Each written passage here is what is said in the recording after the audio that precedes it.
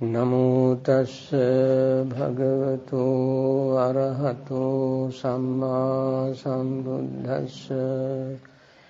Namo tassa bhagavato arahato samma sambuddhassa. Namo tassa bhagavato arahato samma sambuddhassa. Good afternoon, everybody.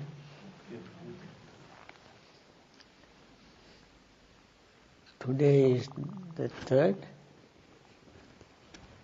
of June? Yes. Okay. Year 2007 at Gaya House. I want to continue our Dhamma talk on our practice.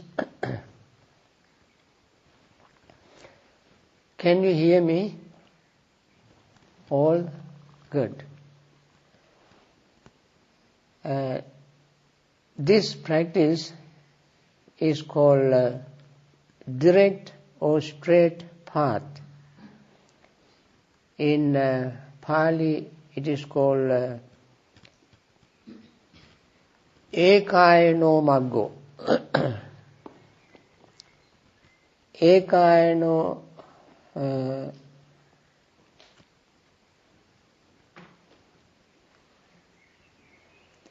that is translated into various languages, including English, in different ways. Some people call it the only way, then other people get offended. How can that be the only way? So to please them, some others say this is the direct way. That is not that offensive. Other people say it is the only direct way.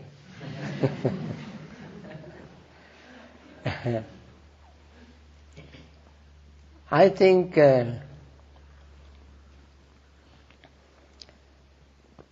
I stick with the only direct way. Why it is called the only direct way? When we call it the only direct way, we don't dismiss the other ways. Other ways are indirect ways. Indirect ways takes little longer time.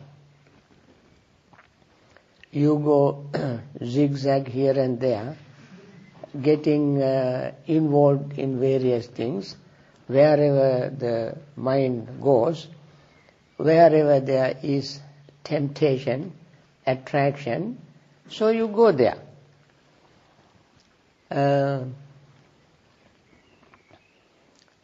It is like a little child.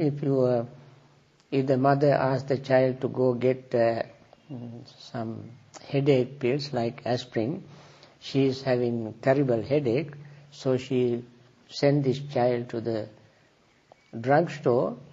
On the way, the child will see a little butterfly.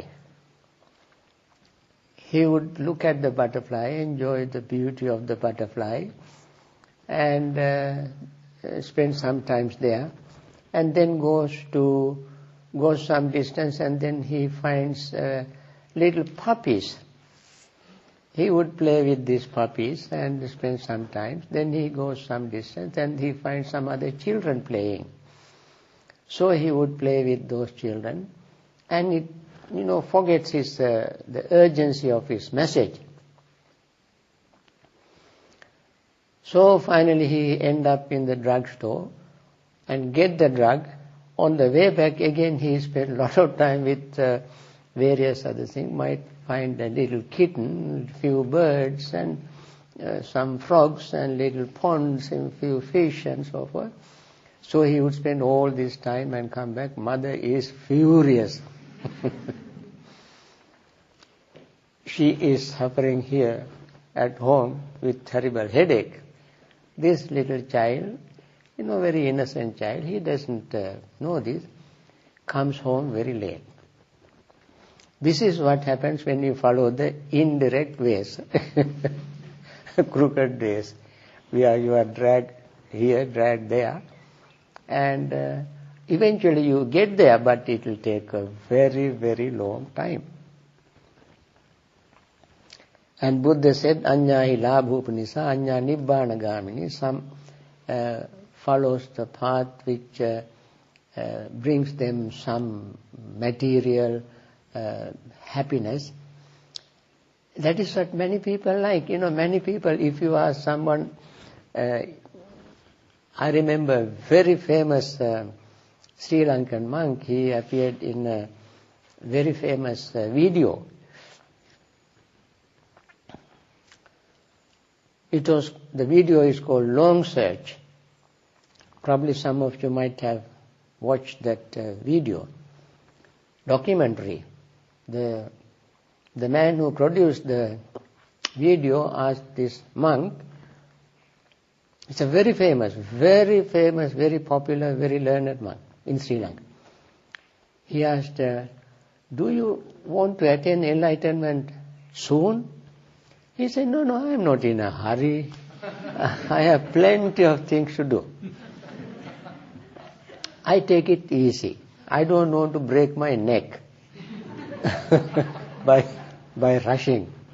I take it easy. And that is the indirect ways. They want to stay in samsara and do all kind of things, enjoy samsara and so forth and so on. And the other way is called direct way. Only direct way. And sometimes it is called Ujjumagga. And you read in the Pali tradition when we recite the qualities of the Sangha, you call Ujjupatipanno Bhagavato Savaka Sangho. The noble disciples of the Buddha are following direct path, Ujjumagga. And Buddha himself said in many places, Ujjumaggam yakkata gacchata manivattata. I have declared the direct way. Proceed, don't stop. And this is called direct path, only direct path, because it makes your attainment very quick.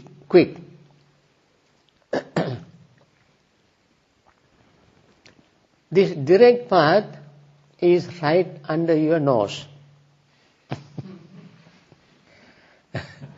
That is why I call the full enlightenment is under your nose. You don't see that. Can there be anything closer than that?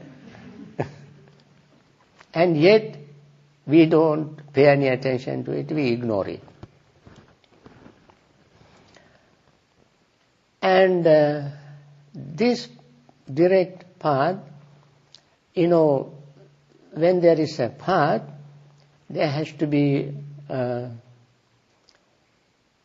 vehicle to go on the path. Sometimes it is said the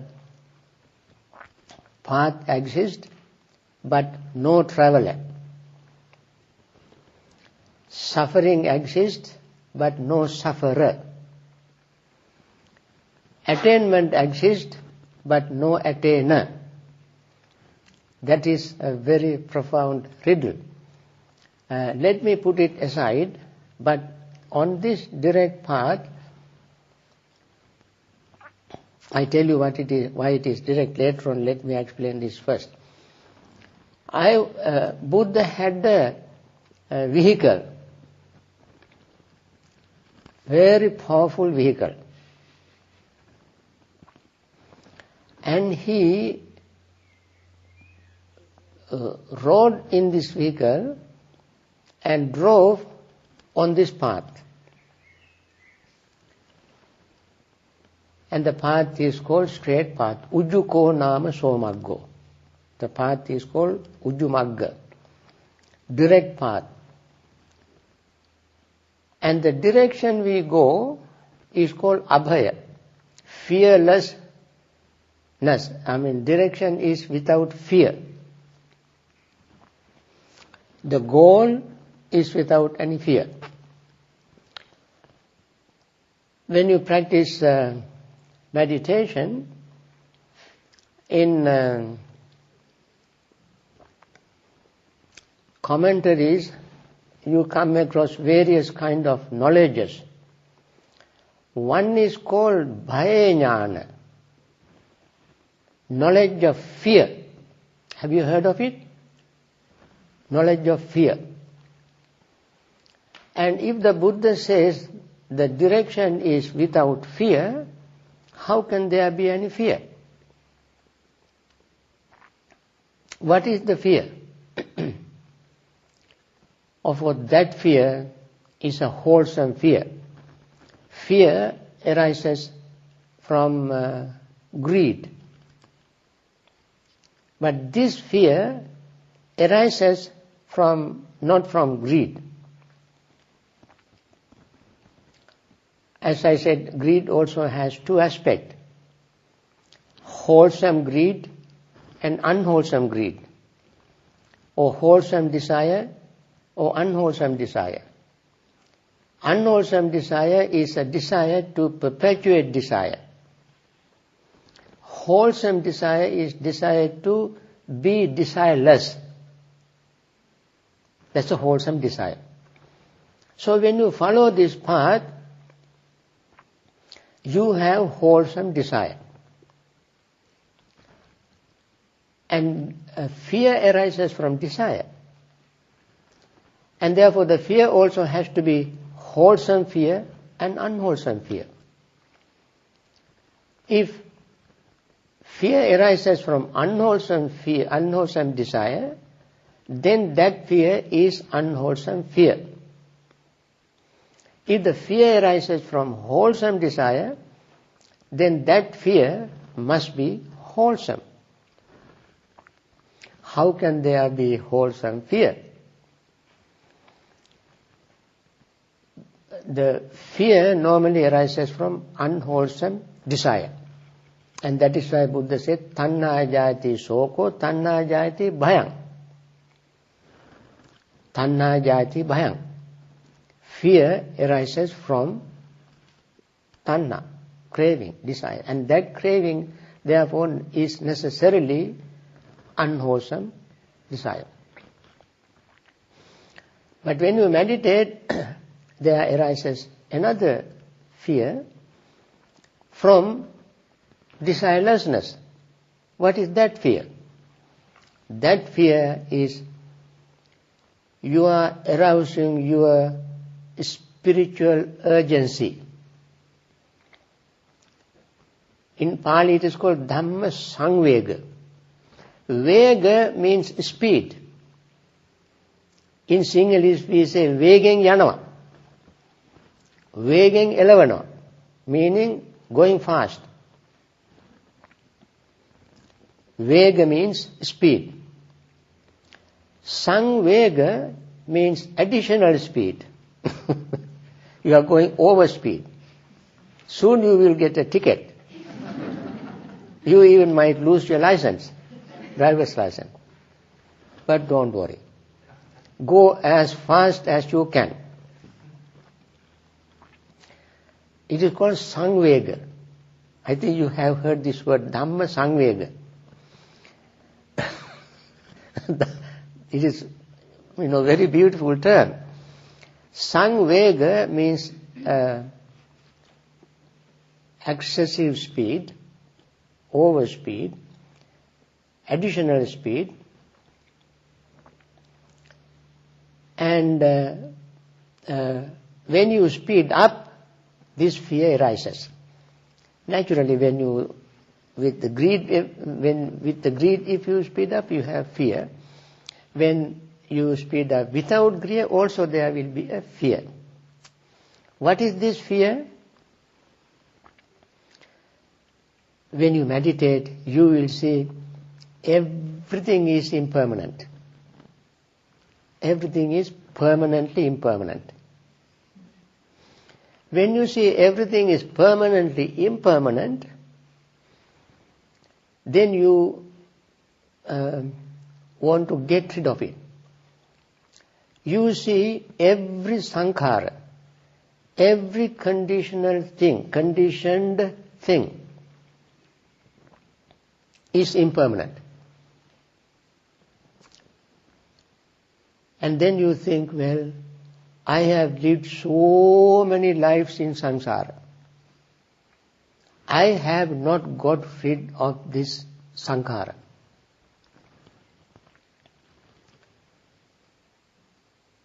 Sankhara are the provision for you to travel in samsara. Right? Sankhara is the provision, the backpack, for you to go on this journey in samsara.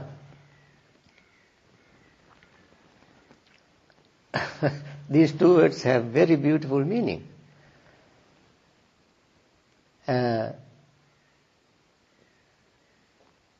So, you see all these sankharas are impermanent, unsatisfactory, and without self.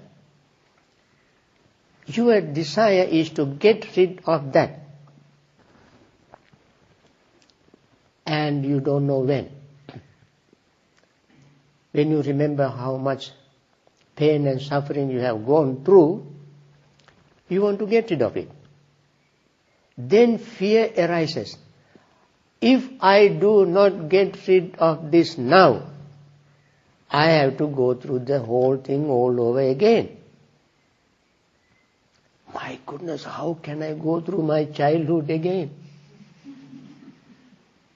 See the amount of pain and suffering you went through in growing pain, growing suffering. You have not stopped it. You have not stopped this growing. We are still growing. Up to a certain point we grow up. After that we grow down. Either we grow up or grow down. There is no end to that. And then fear arises. That is not the fear of coming from desire. That is the fear that you want to liberate yourself from fear, from greed. So Buddha said this path is without fear, coming from unwholesome desire. No fear.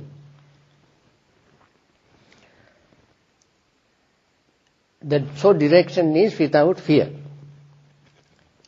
And that is why Buddha said, Ujjumagami akhata gacchata manivatata. The direct path is shown.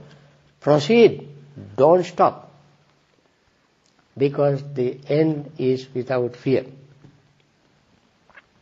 Now the road is there. You are traveling. Then Buddha had his vehicle. This vehicle is called Rato Akujano Nama. The vehicle is a much beautiful name is given to the vehicle. You have, Mercedes, Benz, Rolls Royce, and so forth, Bentley and all these most expensive vehicles. Nothing compared to this vehicle. This vehicle is called a calm vehicle, no sound whatsoever, akujana. This vehicle does not make any sound, any noise. No matter how powerful your vehicles are now, they all make some noise. The Buddha's vehicle does not make any noise. Therefore, it is called noiseless vehicle, akujano. Ratho akujano nama. Ratha means vehicle. Akujana means no noise. Engine is so quiet. Superb. Perfect. Clean. Pure. That is why it doesn't make any noise. Not because of the petrol you put it in. So, Ratho akujano nama, its wheels are called Dhammachakka. Dhammachakkehi sanyuto. The wheel of this vehicle are 8. This must be very powerful vehicle. And it's called Dhammachakkehi sanyuto. And Ratho akujano nama Dhammachakkehi sanyuto hiritasa apalambo. The shaft of this vehicle is called hiri. Hiri means shame of doing something wrong. That means your conscience is the shaft, because you always come to your conscience. You don't do anything to make your conscience prick to your mind. Then, Hiritas apalambo satyas parivaranam. The rail of the vehicle is called truth, mindfulness, not sati, mindfulness. And it has a driver. This driver has a perfect name. The driver's name is called Dhamma. Dhammahang sarathing brumi. Sarathi means driver.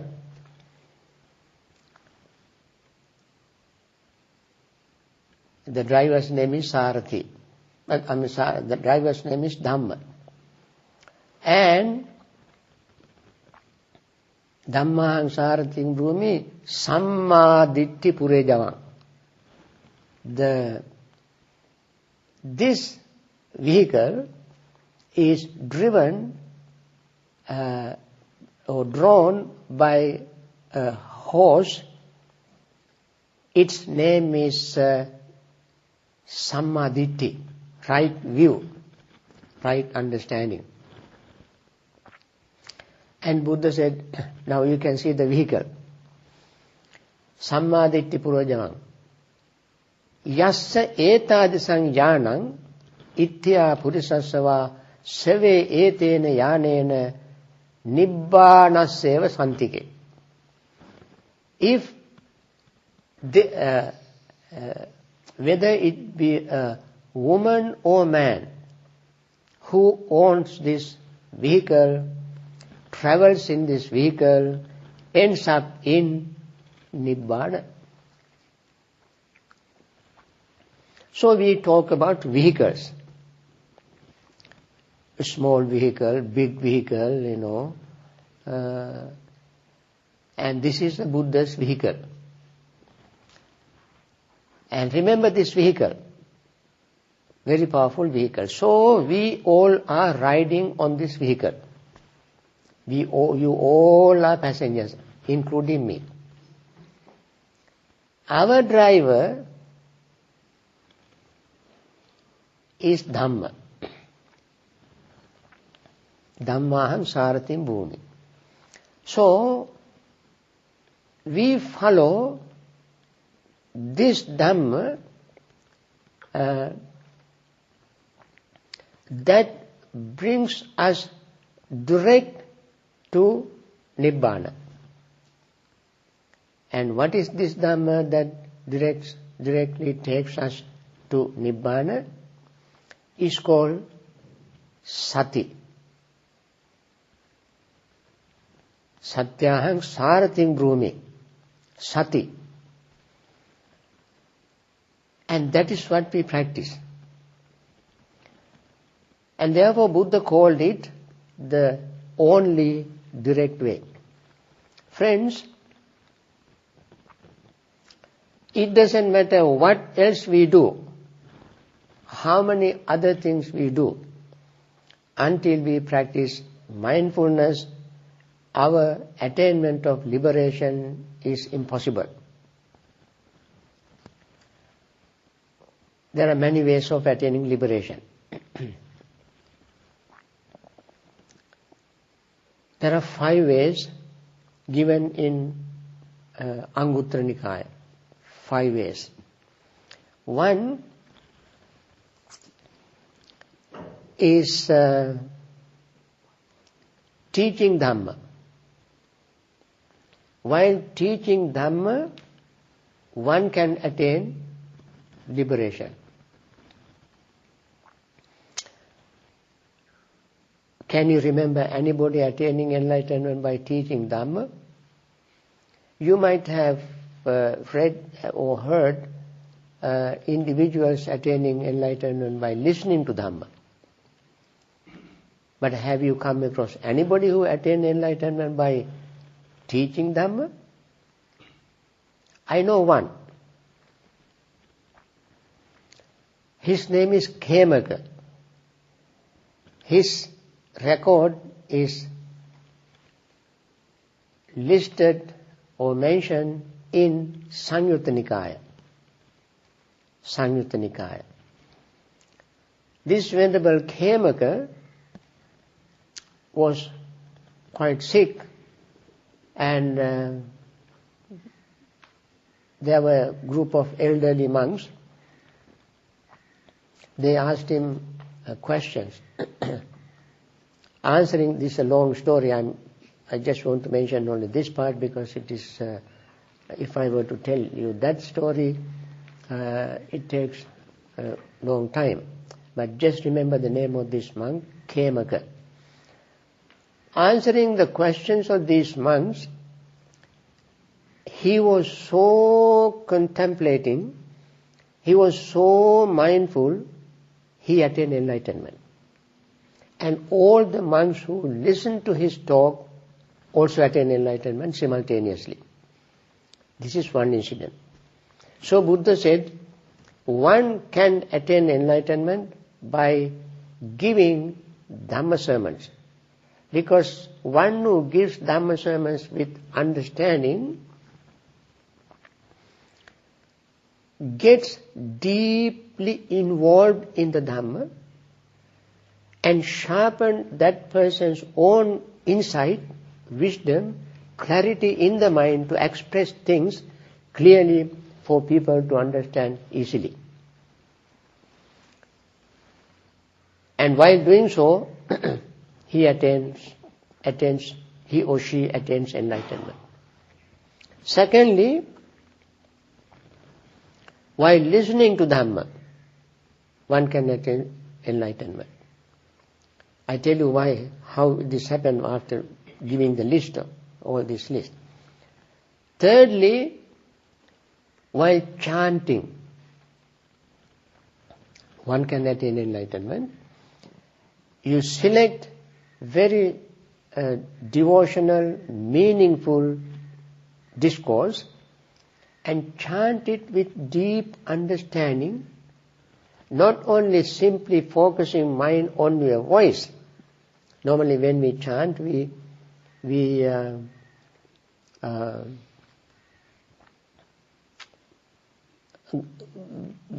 very pleased with our own voice. That is why we like chanting.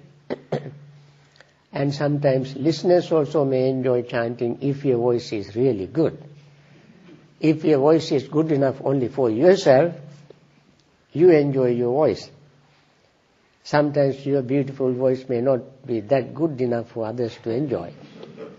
Anyway, while chanting, you enjoy, you attain enlightenment. And the fourth way is you take up a very deep, profound Dhamma, Sutra, and focus your mind on reading it, investigating it, understanding the meaning of that particular discourse, and then you attain enlightenment. Lastly,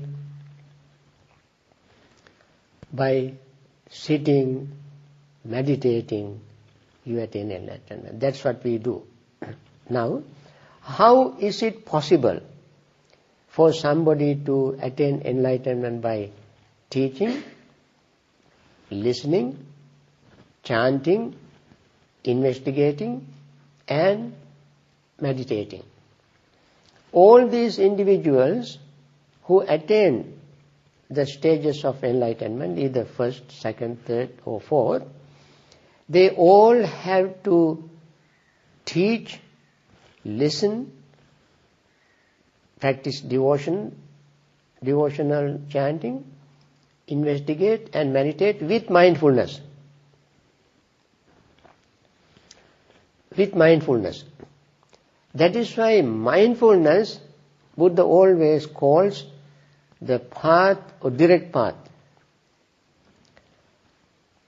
No matter what else you do, you cannot attain enlightenment.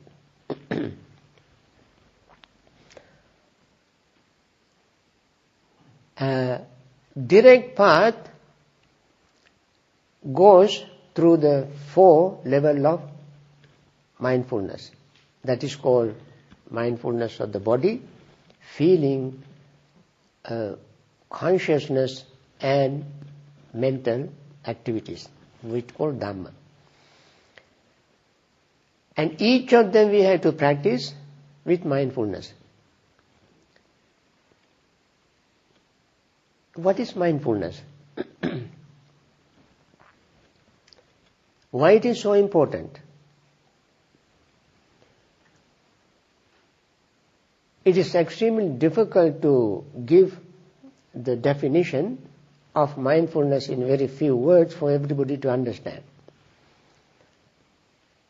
Sometimes we give a talk on mindfulness for 1 hour, 1.5 hours. At the end, people ask, they listen very carefully. They listen. At the end, they ask, Bhante, I have a question. What is it? Bhante, what is mindfulness? We spent the whole hour explaining. At the end, they ask, what is it? Because it is, on the one hand, it is extremely simple. On the other hand, when you complicated the simple thing, it becomes very confusing, very difficult. In a simplest language, if I were to say what mindfulness is, it is paying attention to our body, our feelings, our states of mind, and various mental contents called Dhamma, paying attention to them without greed, hatred, and delusion. With a very clear, pure, impartial state of mind, paying attention to them. Now, when greed arises, while we are paying attention to all these states, we become aware of the fact that greed is arisen in the mind. And there again we practice mindfulness by paying attention to that particular mental state without greed.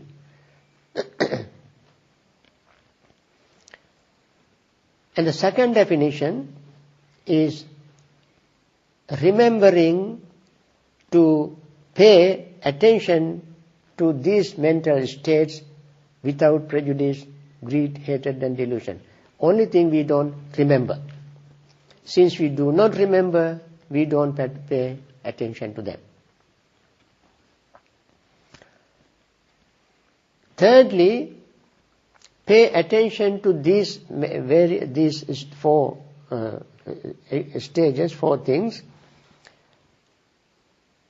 In the present moment while they are happening, no before, no after. As I mentioned yesterday, for example, when certain sensation arises, we pay attention to that particular sensation by isolating that sensation from all other sensations. We can do that. And this kind of mindful attention brings us direct understanding, direct awareness, only if we do not mix it with something else. Normally when we try to pay attention, we want to name it, we want to label it, we want to use some concepts. And without direct mindful attention is paying attention without concepts, labels or names.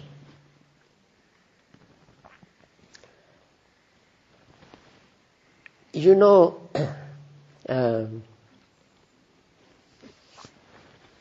we say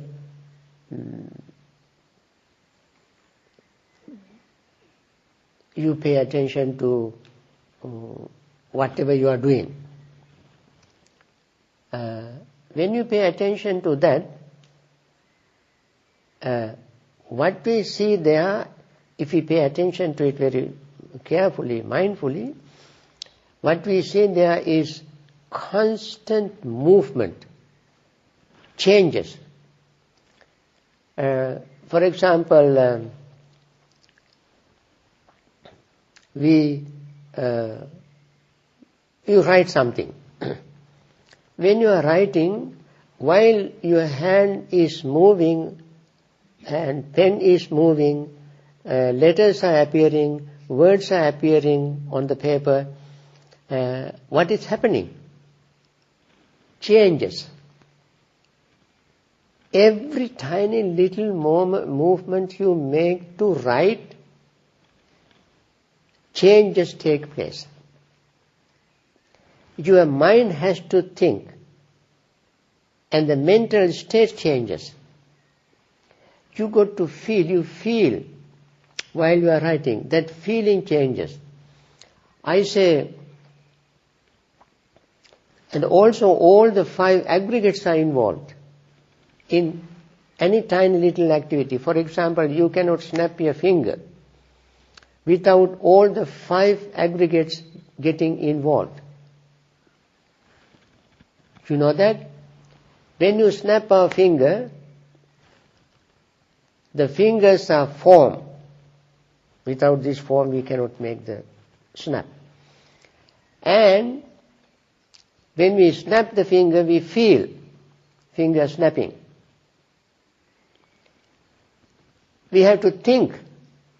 It doesn't happen automatically. We have to think how to snap the finger. And we become fully conscious of it. Without consciousness, we cannot do that. And we perceive, we hear the finger snap. So you can see all the 5 aggregates are involved in it. And see all of them, how quickly they changed. The friction of our 2 fingers change. The feeling that arose when we are snapping the finger changes. And the thought that we want to do this changes. And our perception of that finger snap changes. And our awareness, consciousness of finger snap changes.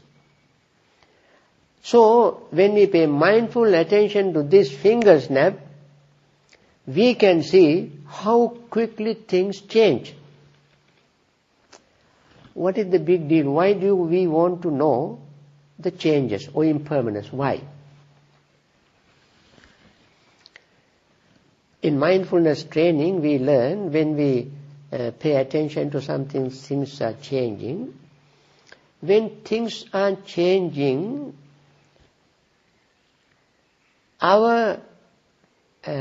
this is very subtle thing. It may not happen very quickly in your mind. You may take sometimes. You definitely will take a long time to understand and really comprehend it. Our mind generally wants to cling to something, hold on to something. Particularly if the experience happens to be something pleasant, naturally mind wants to hold on to it. It's a very natural, built-up tendency in our mind, very natural. We don't call it right or wrong, but that is the very natural nature of our mind, holding on to something pleasant.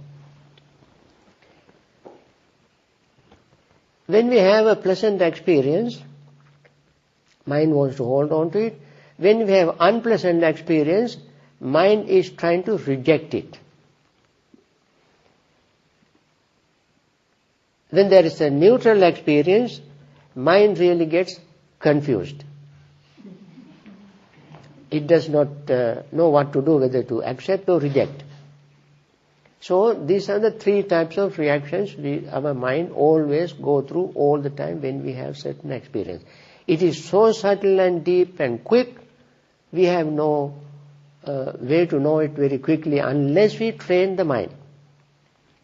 So, when something is very pleasant, experience is very, very pleasant, this pleasant experience arises through our eyes, ears, nose, tongue, body and mind.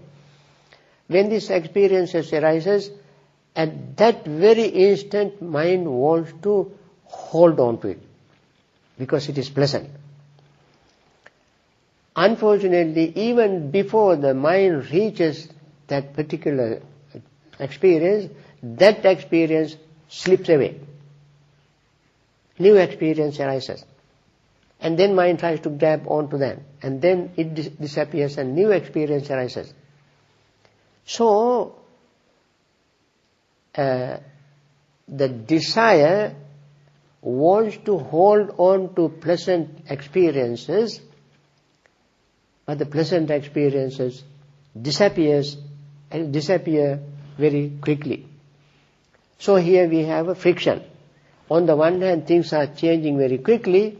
On the other hand, mind is trying to hold on to this quickly changing experience. I give you an example, a simile. A simile. It is just like trying to focus, place a mustard seed on the tip of a moving needle. A needle is moving very fast and the mustard seed itself is round, and you are trying to place that mustard seed on the moving needle. And you end up in frustration because it is almost impossible task. Similarly, our desire is trying to hold on to something which is always slipping away, and it, what we call, pulls the rug under your feet very quickly. It betrays you. And that is called frustration. That is what is called suffering. So when we are mindful, we are not trying to stop it. By being mindful, you cannot make impermanent permanent. When we are mindful, we will see impermanent is permanently impermanent. And trying to grab hold on to impermanent things is a useless waste of time. We see that. And therefore, we just accept impermanence as impermanence and experience the pleasant experience as pleasant experience, knowing this pleasant experience is impermanent. We don't deny pleasantness. When the pleasant experience arises, we fully experience it. We go through that experience without trying to hold on to it, without trying to stop it, without trying to stop it from changing. And then when something unpleasant arises, we try to reject it. No matter how hard we try to reject, unpleasantness definitely arises in the mind. We don't accept it, we want to reject it, and we wish it not to arise, but it arises due to our mental state. And when we are mindful, even that we go through without trying to stop it being unpleasant. So the pleasantness and unpleasantness both we treat equally. That is the task of mindfulness. When we are mindful, we neither accept one or reject the other, but we look at both with the even mind, with balanced state of mind. When we look at our experiences with the balanced, equanimous, impartial attitude, then we can move on with our life without getting too much distressed and disappointed. Because we understand what really is happening. And that way, it would become very easy for us to reduce our obsessive, compulsive, greedy behavior. Greed can reduce in two levels. One, very gross level. Other is subtle level. We first, through powerful mindfulness training, we reduce the gross level first, obsessive level first. And then eventually, when our mindfulness is very sharp, deep, powerful, almost perfect, then the subtle level will disappear. Friends, in one meditation sitting, in one retreat, in 1 week meditation, this will not happen. Don't try to reduce all of them in this retreat, and you break your neck. But it is very good for us to understand the way how it works. And Buddha said, this is the direct way. No matter what else we do, until we understand. That is why Buddha said, Samma Ditti Purejavang. Understanding goes first. In the when we understand, without understanding, no matter how hard we try to do this, we cannot do it. And therefore, the first thing we must do through the practice of mindfulness is understanding. When we practice mindfulness, our understanding increases.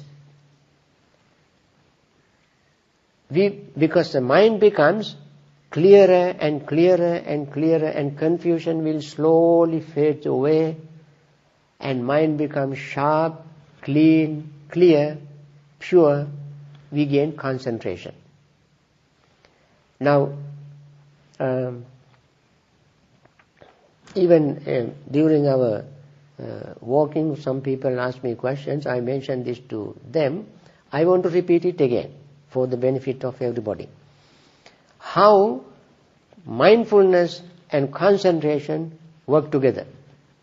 In the Buddha's teaching, there are no two separate meditation systems. Although sometimes people say, practice mindfulness, don't worry about concentration. Practice mindfulness, that's all Buddha taught. Others say, don't worry about mindfulness, practice concentration, that's all Buddha taught. So they have come up with two different schools, samatha practice and vipassana practice. Friends, in the Buddha's meditation system, there is only one system. That is the combination of samatha vipassana. There are many discourses, I don't have time to mention them, to bring them out. What it does, what these two systems do is, say one day your mindfulness is very good, you cannot concentrate. Mind is just monkey mind. All kind of problems, all kind of difficulties, all kind of ups and downs, restless and worry and so forth.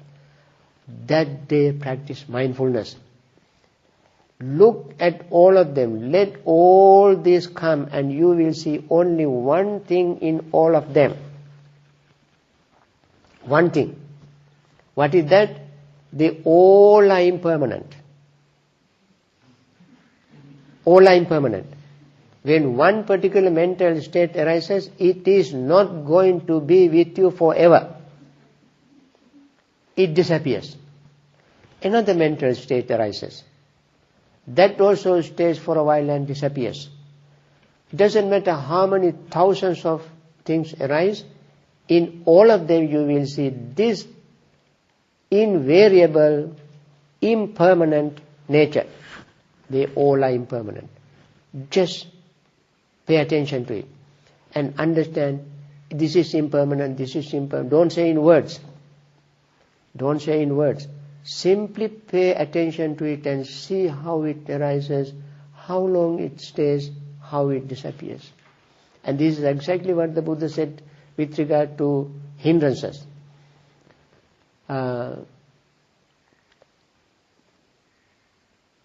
Say, greed. Ajjatang kamachandang attime ajjatang kamachandoti pajanati. When greed arises, we become mindful of the fact that greed arose. Asantang ajjatang kamachandang attime ajjatang kamachandoti pajanati. When greed is not in the mind, be mindful of that. Anuppannasa kamachandasa uppado hoti. If unarisen greed arises in the mind, be mindful. This greed was not in the mind before. Now it arose. Be mindful of it. Uppannasa kamachandas pahanang hoti tancha pajanati. Greed arose and it disappeared. Be mindful of that. Not a big deal. Yatasa pahinasa kamachandas ayating anuppado hoti tancha pajanati. When the greed that disappeared does not arise again, that also you should know. So there are 5 stages to see the same thing. 5 stages. Similarly, when any other mental state arises, just become mindful of it. This was not there before, now it arose. Anger was not there, now anger arose. Sitting in meditation, somebody, move here and there, making a lot of noise, coughing, sneezing, and standing and moving cushions and opening the door, throwing the chair is moving and sitting bench is throwing and wearing noisy clothes and wristwatch is beeping and telephone is ringing. So many things happen. Every time you are disturbed, then you get so irritated, you get angry. Then look at your mind. This anger was not there before. This irritation was not there before. Due to this, that arose. When he stopped his noise, this irritation goes away. And after a while, it doesn't arise again. And so forth. Look at the way how the mind reacts to the sounds, the noises. disturbances. So you are training your mind to look at the mind, to see how the mind works, what the mind does. In all of them you see they are all impermanent. This noise coming from outside is impermanent. Irritation that arose in the mind is impermanent. And so forth and so on. So one day when you are sitting in meditation, all this happens, you cannot concentrate at all. No big deal. Use these very disturbing external object, internal disturbance, just watch them. Friends, this is very true practice of vipassana. Don't worry, don't disturb yourself, don't get upset, don't get angry, don't blame anybody, don't feel guilty. Just be mindful, pay attention to it and be aware of it. And all you see there is impermanence. And then, after all these things, you take it easy, let it go, and then slowly you will gain some degree of concentration. If you gain concentration, stay with your concentration. When you are fortunate enough, suppose you gain so deep, so good, clear concentration, you even can attain jhanas. First jhana, second jhana, and so forth. When you gain jhana, what do you do with the jhanic concentration? Use that jhanic concentration to practice mindfulness more clearly and more strongly. So, concentration is sandwiched between beginning mindfulness and ending mindfulness. Beginning mindfulness is gross. Ending mindfulness is sharp, subtle, and deep, profound. Why? Now this ending mindfulness is combined with concentration. That mindfulness arose from concentration. First mindfulness is not without concentration. So the first mindfulness you develop and gain concentration. You know, every concentration meditation discourse that Buddha delivered, invariably he mentioned there must be two things present. One is sati and other is sampajanya. Mindfulness and clear comprehension must be present in gaining concentration. That means you gain mindfulness, clear comprehension in order to gain concentration. And then use that concentration to focus the mind on deeply rooted psychic irritants called asava. Asava means, asava has a very big meaning. In Ayurvedic tradition, asava means those things that brood. You get all kind of leaves, roots and nuts and so forth, and pound them and pour water and bury underground for long period of time and make a big powerful concoction as a medicine. Or you brew liquor.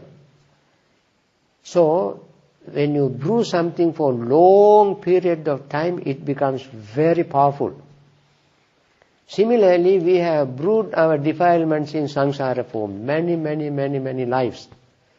And therefore our greed, hatred and delusion are very powerful, strong. And therefore they are called asava.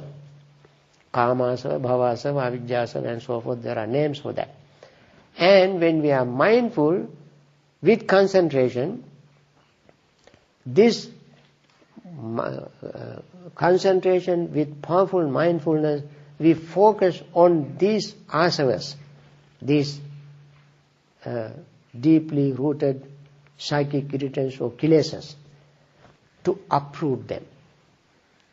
And therefore, these two are not two separate meditation systems. This is one system with two parts. Two parts.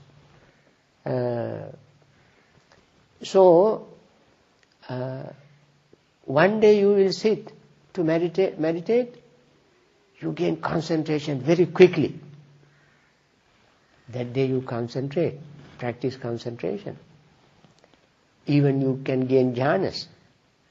And then use that concentration to practice mindfulness and deepen your mindfulness to the perfection level.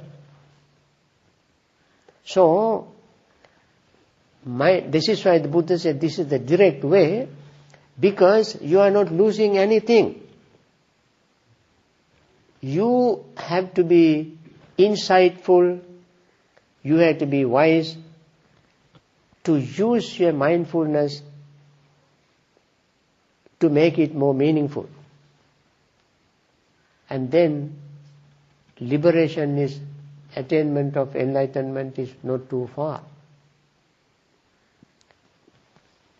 Don't postpone.